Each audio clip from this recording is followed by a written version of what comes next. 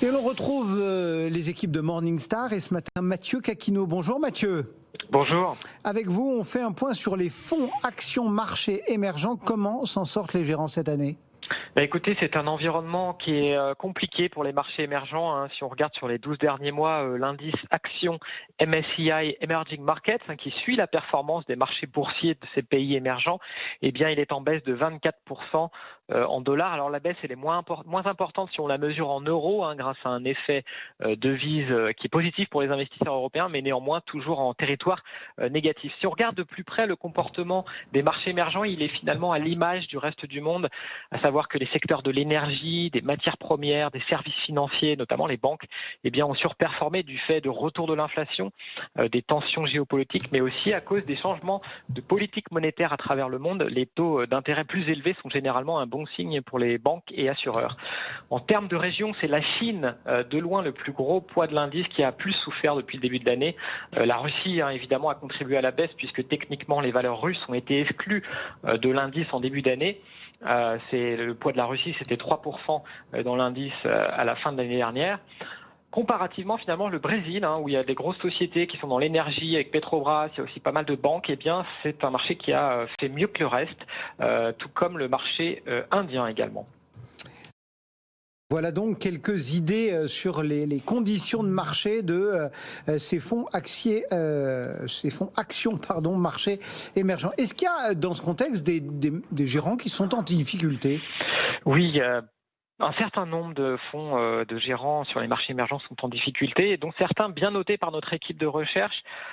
Donc même s'ils sont en difficulté à court terme, on pense que ça reste des bonnes options sur le long terme. Je pense notamment au fonds Fidelity Emerging Markets, qui a cédé beaucoup de terrain cette année. Il est derrière plus de 90% de ses concurrents, donc c'est pas brillant. En fait, le portefeuille, il avait une exposition importante à la Russie, et en parallèle, il était peu exposé à l'énergie, aux banques ou aux assureurs. Donc un cocktail qui n'a pas réussi à ce fonds-là.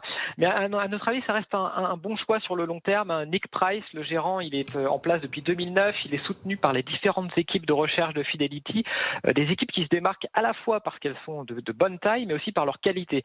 Et en fait, Nick Price, lui, va chercher des idées dans les portefeuilles de Fidelity sur les marchés émergents localement. Et ça a bien fonctionné sur le long terme. Donc nous, on reste confiant sur ce fonds dont la part grand public est notée bronze. Un autre fonds également en difficulté temporaire, mais qui mérite, à notre avis, toujours la confiance des investisseurs, c'est le fonds BGF Emerging Markets, géré par BlackRock. Là, le gérant Gordon Fraser, il construit le portefeuille d'abord en choisissant les pays qui lui semblent le plus attractifs, et ensuite, au sein de chacun de ces pays, il choisit les valeurs les plus prometteuses. Et ça, c'est pas facile à faire. Les paris sur les pays sont difficiles à réussir systématiquement, mais au fil du temps, le gérant a démontré un certain talent en la matière, même s'il a eu moins de réussite récemment.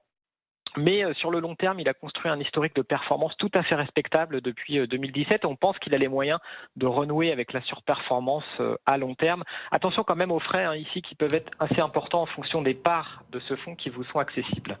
Est-ce qu'il y a quand même des fonds avec plus de réussite récemment ? Oui, quand même, il y en a quelques-uns. Parmi nos fonds préférés, notons le fonds Lazard Emerging Markets, qui a bien tiré son épingle du jeu depuis le début de l'année. Ce fonds, il est dirigé par James Donald et son équipe. Et en fait, nos analystes l'aiment bien parce que ici, la stratégie d'investissement, elle est déjà très claire et elle est disciplinée. Ce qui fait que le fonds, il vise avant tout les valeurs jugées décotées, et il n'achète pas les valeurs qui sont trop chères. Alors, ça peut coûter en performance à court terme. On l'avait vu en 2019 et en 2020, où le fonds, il était resté à l'écart, notamment des géants de la technologie en Chine, qui alors enregistraient des performances stratosphériques. Mais cette prudence, finalement, matérialisée aujourd'hui par une sous-pondération sur la Chine, cette prudence, elle commence à porter ses fruits cette année, et sur le long terme, c'est un fonds qui a aussi de bons résultats, et donc qui reste parmi nos convictions. La part grand public de ce fonds est notée bronze. Merci beaucoup Mathieu. Mathieu Caquino, Morningstar, qui nous accompagne le vendredi pour quelques idées de fonds.